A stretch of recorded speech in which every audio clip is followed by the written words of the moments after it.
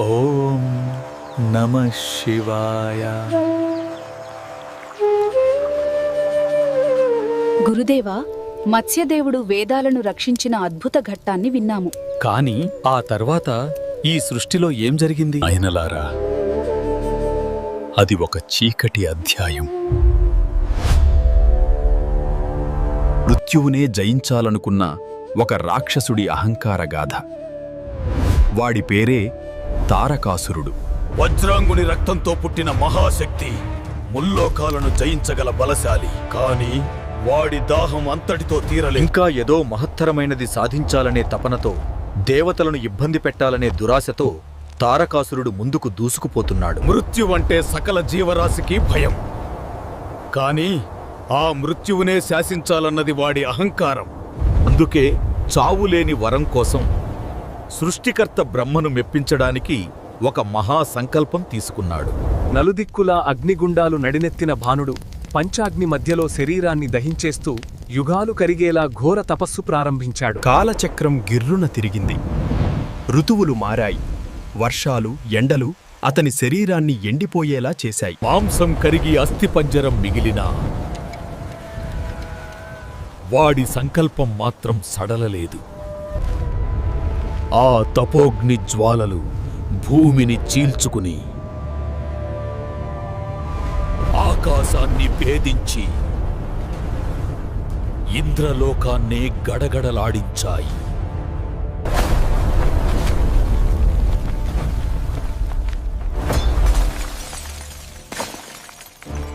దేవేంద్రుని సింహాసనం కదిలింది.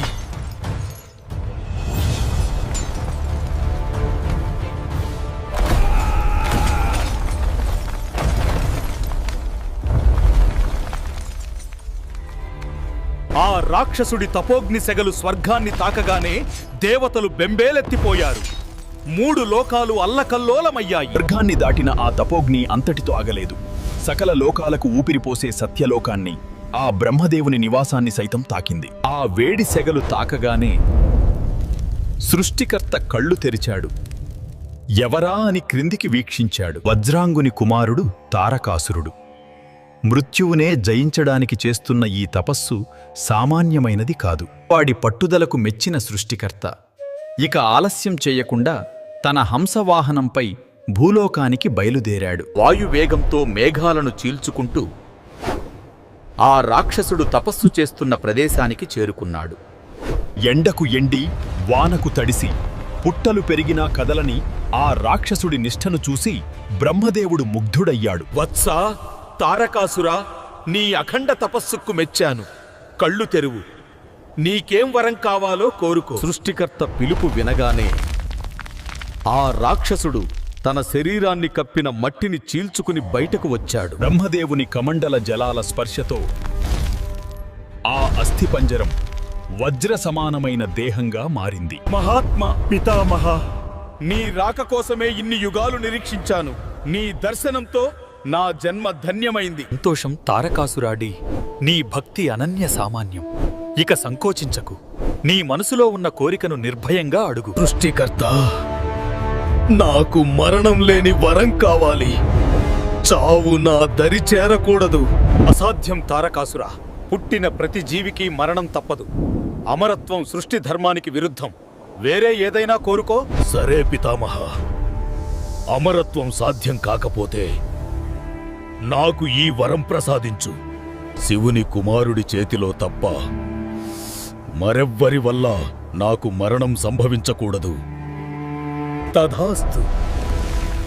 నీ కోరిక నెరవేరుగాక. సృష్టికర్త మాయమయ్యాడు. కాని ముల్లోకాలకు ముప్పు మిగిల్చి వెళ్లాడు. వరం పొందిన ఆ రాక్షసుడి గర్వం ఆకాశాన్ని తాకింది. మరణం లేదన్న అహంకారం వాడి కళ్లను కప్పేసింది. ఆ చూపు నేరుగా దేవతలకు నిలయమైన స్వర్గలోకంపై పడింది.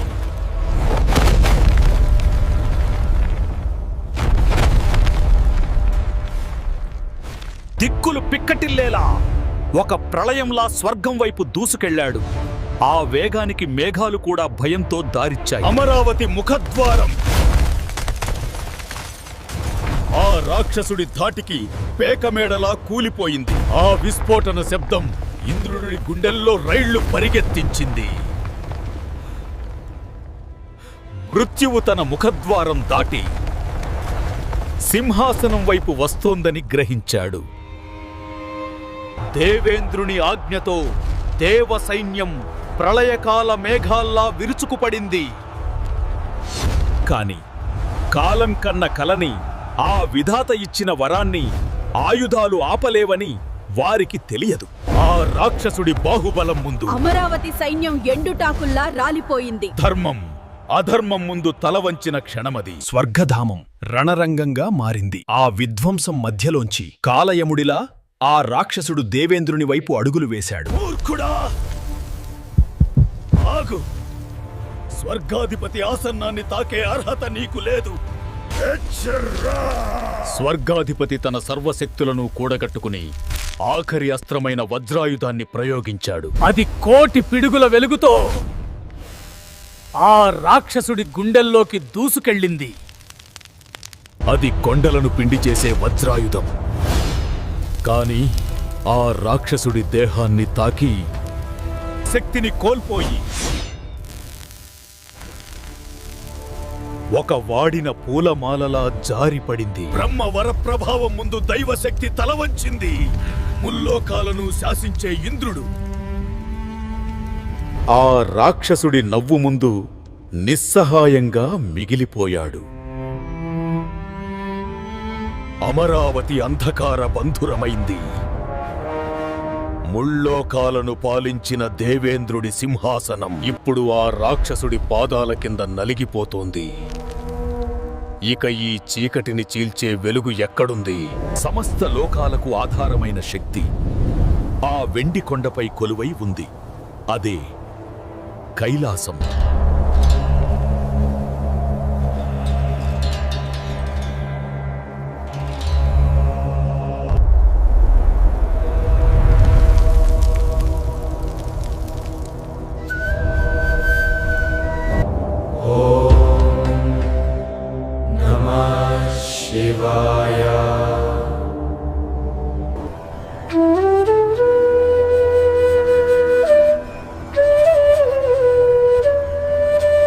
అక్కడ సతీదేవి వియోగంతో పరమేశ్వరుడు వైరాగ్యంలో మునిగిపోయాడు. ఆ లయకారుడి నిశ్శబ్దమే రాక్షసులకు బలమైంది. రక్షించే నాథుడు లేక దిక్కుతోచని స్థితిలో దేవతలు చీకటి గుహల్లో కాలం వెళ్లదీస్తున్నారు. ఆ రాక్షసుడి అరాచకాలను అంతం చేసే శక్తి తమకు లేదని గ్రహించిన అష్టదిక్పాలకులు సూర్యచంద్రాదులు సృష్టికర్తను శరణు వేడాలని నిర్ణయించుకున్నారు. విషవృక్షాన్ని నాటిన ఆ బ్రహ్మదేవుడే దాన్ని తొలగించే మార్గాన్ని కూడా చూపాలి.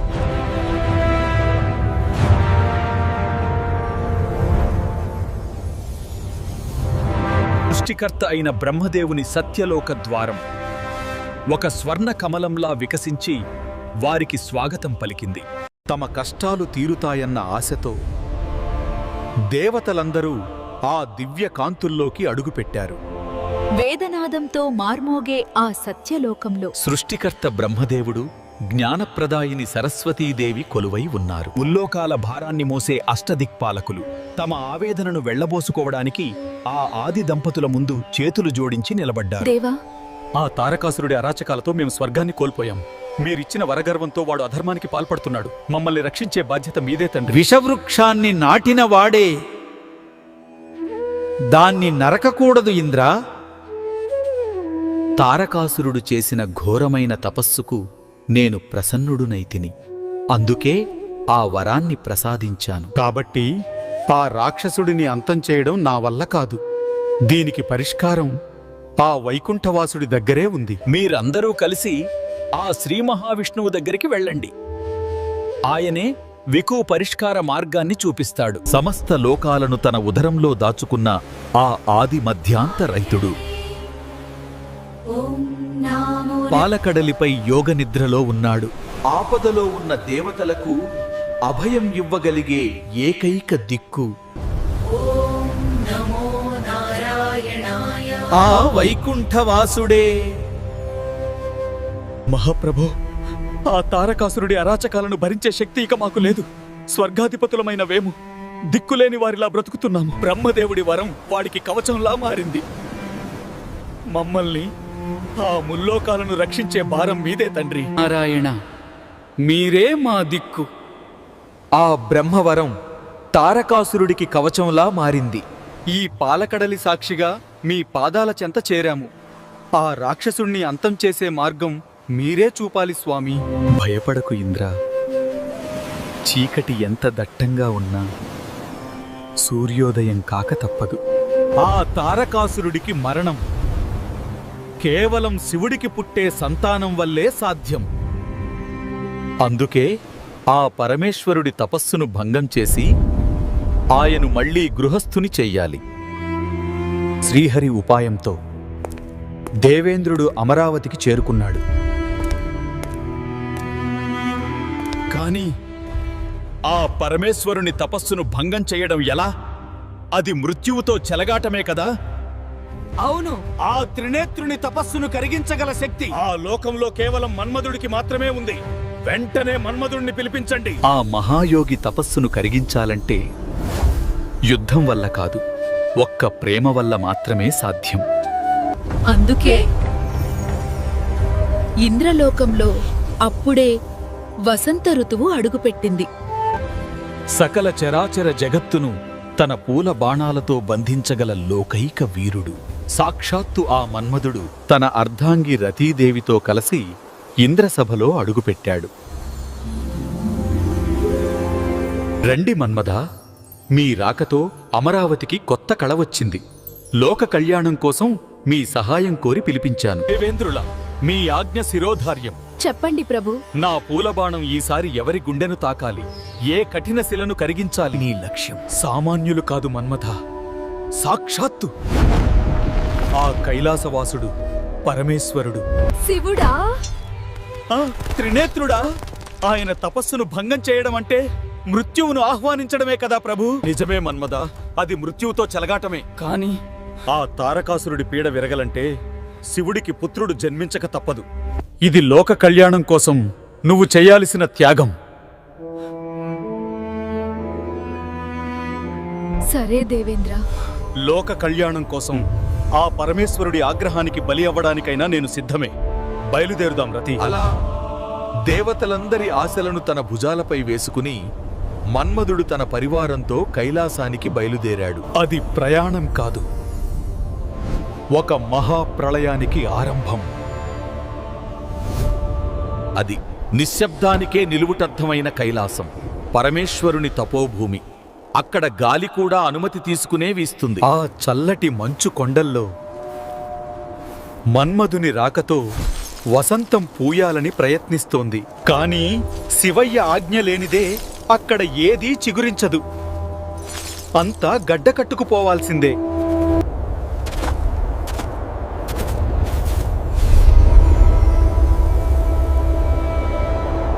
కైలాస ద్వారపాలకుడు నందీశ్వరునికి ప్రణామములు. దేవేంద్రుని ఆజ్ఞ మేరకు లోక కళ్యాణార్థం ఒక ముఖ్యమైన కార్యంపై వచ్చాము. శుభమస్తు మన్మథ, మీ రాక సంతోషం. కానీ లోపలికి అనుమతించలేను. పరమశివుడు గాఢమైన సమాధిలో ఉన్నాడు. ఇప్పుడు ఆయన్ని కదిలించడం అంటే ప్రళయాన్ని పిలవడమే.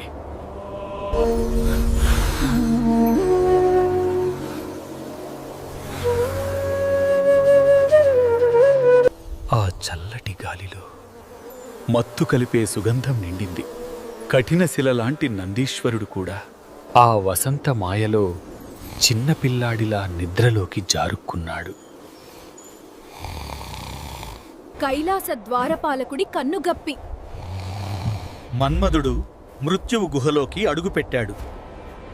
అది నిప్పుతో చెలగాటమని తెలిసిన విధిరాతను మార్చడానికి మన్మధుడు ఆ లయకారుడి ముందుకు వచ్చాడు. అక్కడ ఆదియోగి నిశ్చల సమాధిలో ఉన్నాడు.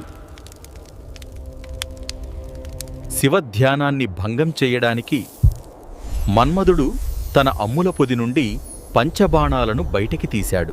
అది పువ్వుల బాణమే అయినా వజ్రాయుధం కన్నా శక్తివంతమైనది. 200 అడుగుల దూరం, మధ్యలో గడ్డకట్టించే చలి. కాని మన్మధుడి లక్ష్యం మాత్రం ఆ లయకారుడి హృదయమే. నిశ్చయంగా విల్లు ఎక్కుపెట్టాడు. విల్లు వదిలిన బాణం మంచు గాలిని చీల్చుకుంటూ పరమేశ్వరుని గుండెవైపు దూసుకెళ్ళి ఆ స్పర్శ పరమేశ్వరుని తపోగ్నిని తాకింది. ప్రళయకాల రుద్రుడు కళ్ళు తెరిచాడు. ఆగ్రహించిన ఆ పరమేశ్వరుడు తన త్రినేత్రాన్ని తెరిచాడు. అది చూపు కాదు, ప్రళయాగ్ని. క్షణకాలం, కేవలం క్షణకాలం. ఆ ప్రళయాగ్ని తాకిడికి మన్మధుడు బూడిద కుప్పగా మారిపోయాడు. ఎక్కడైతే ప్రేమ నిలబడాలో అక్కడిప్పుడు బూడిద మాత్రమే మిగిలింది. రతీదేవి గుండె పగిలిన శబ్దం కైలాసమంతా ప్రతిధ్వనించింది. నాథా,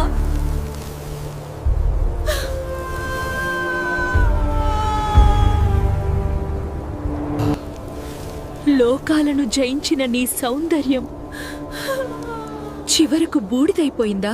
ఈ బూడిదేనా నాకు మిగిలిన ఆఖరి స్పర్శ? పరమేశ్వర,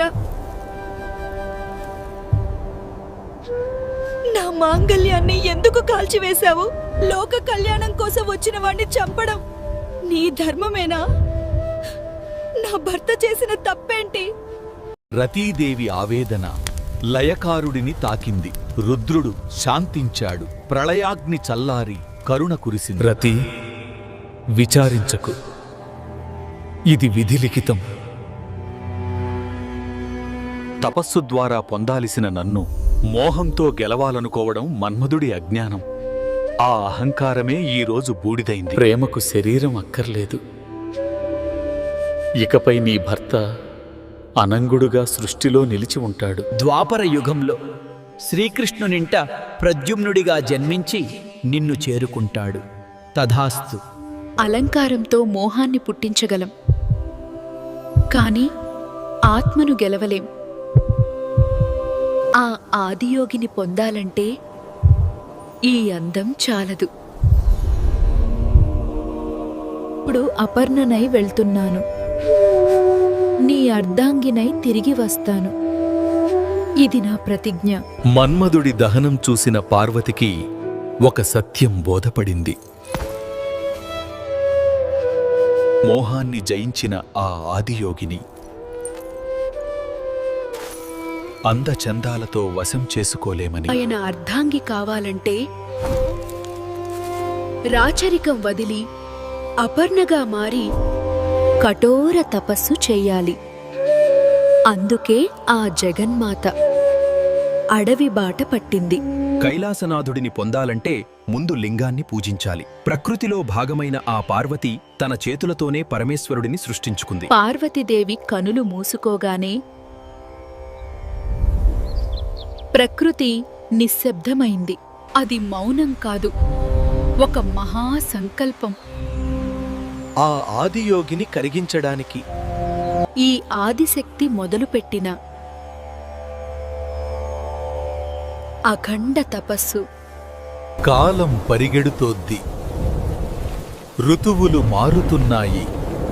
ఎండలు మండినా, వానలు ముంచినా, మంచు కురిసినా ఆ జగన్మాత సంకల్పం చెక్కు చెదరలేదు. శరీరం మట్టిలో కలిసిన ఆత్మ శివుడిలో లీనమైంది. ఆ పుట్టలో నుండి వినిపిస్తున్నది మనిషి గొంతు కాదు, అది తపస్సు శబ్దం.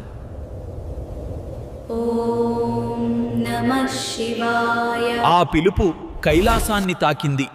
పార్వతీదేవి తపస్సు తీవ్రతకు మంచుకొండ కూడా కరగక తప్పలేదు.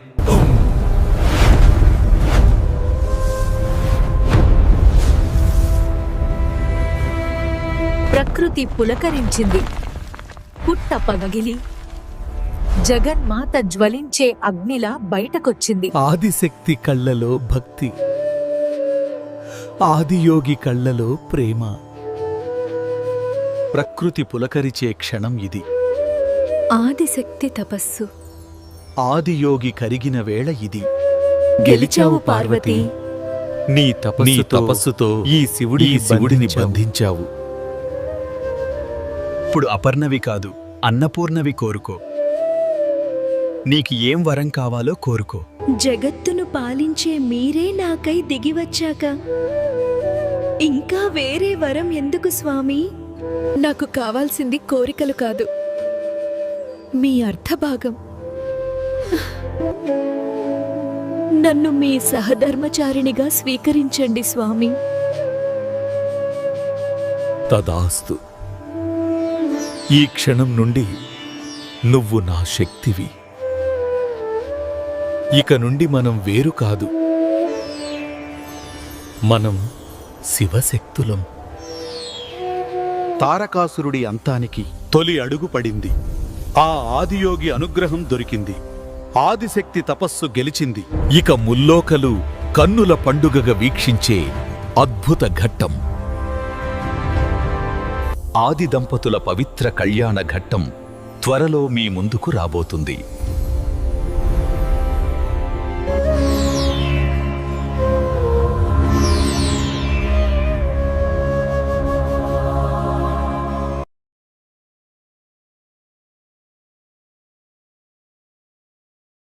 మీకు ఈ కంటెంట్ నచ్చితే లైక్ చేయండి, షేర్ చేయండి, సబ్స్క్రైబ్ చేయండి. Telugu wonder world.